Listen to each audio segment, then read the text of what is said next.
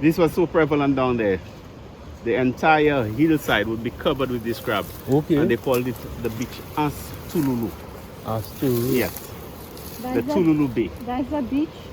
That's The Black Sand you Beach. see the road, the other road I was telling you? Right on the left. That's the beach I said I wouldn't take you all to bathe in. Often. Because it's not, to me, it's not the safest. So this, we can actually access this beach from our home by taking the other road. If I take in the other road, I'll show you the road when we're heading back. During turtle laying season, you would actually find the turtles coming and Oh, laying eggs. okay. So sometimes we come down here. We've been having like a breakfast. We'll have breakfast. So Okay. that will probably walk along the edges. Sometimes some days it's very, very calm and you've been able to bathe. Yeah. But then it's not, I would not, It's not like ideal. So, yeah, so to how me, come? to me, I wouldn't want to drink. I don't think it's Yeah, that's it. Oh, look, some. You seen it, babe? Yeah. Yeah, I seen it Right too. there? I Yeah. seen it too. Look it. Yeah. Look That's it, I you. see it. Right there. Go on then. And I'm seeing a big ship. That's most likely a cargo. Yes, most likely. Files de Fay, the top of the cliff overlooking the sea where the bonfire was lit. So you can see the remnants, the remains of this form that was made out of mortar, limestone, and this is where they would light the fire.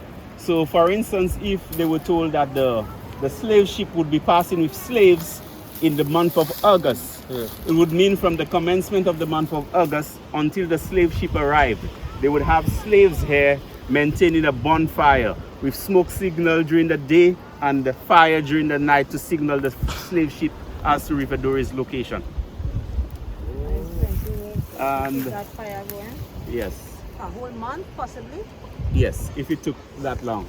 And just out there, where you can see some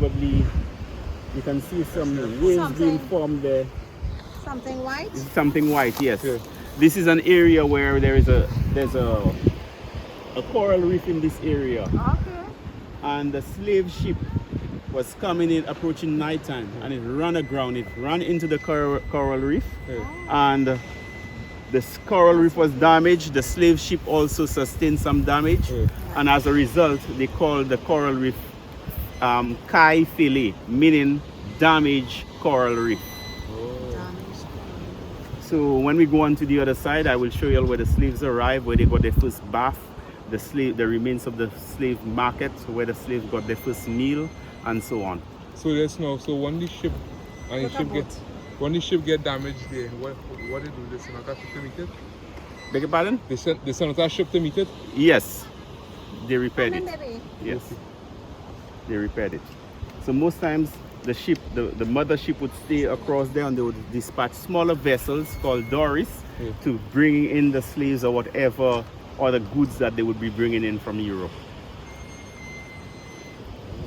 Now the Caribs would use some clamps, and they would surf the waves, and that process they call it lele, meaning riding the waves.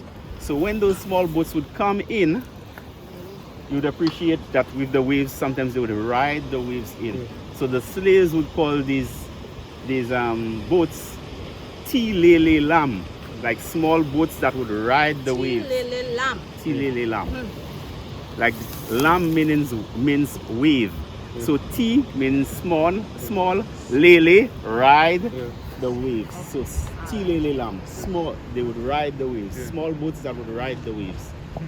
So whenever the slave masters saw these boats, they would be excited, they would be happy, because whatever it is they had requested from Europe, and so whatever slaves they requested would be coming in. So they would be excited, they would be happy.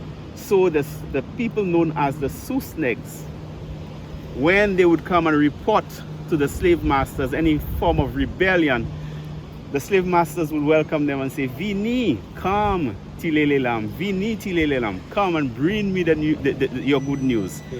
The Tilelelams, remember, was the boats, so they would refer to them as the small boats. Come and bring me the good news. So when the Negnatiwels, which is another group of slaves loyal to their kind, would blackmail those Susnegs, they would tell them bon tilele lam, meaning that they would now squeal on them. Now if a tilele lam was found to be doing something that he ought not to do, his punishment would have been far more severe than that of an ordinary slave, because the slave master trusted him. So most times they would settle that debt before it got to the slave master. So that's how they were able to get them to unchain some of the slaves when they were ready to escape. And that punishment, that more severe punishment would be like what? Probably cutting off one of their limbs, or probably beating them up, or taking them to an area where they could be sodomized and then selling them up. Yep. For settlement. It's a different class. That's what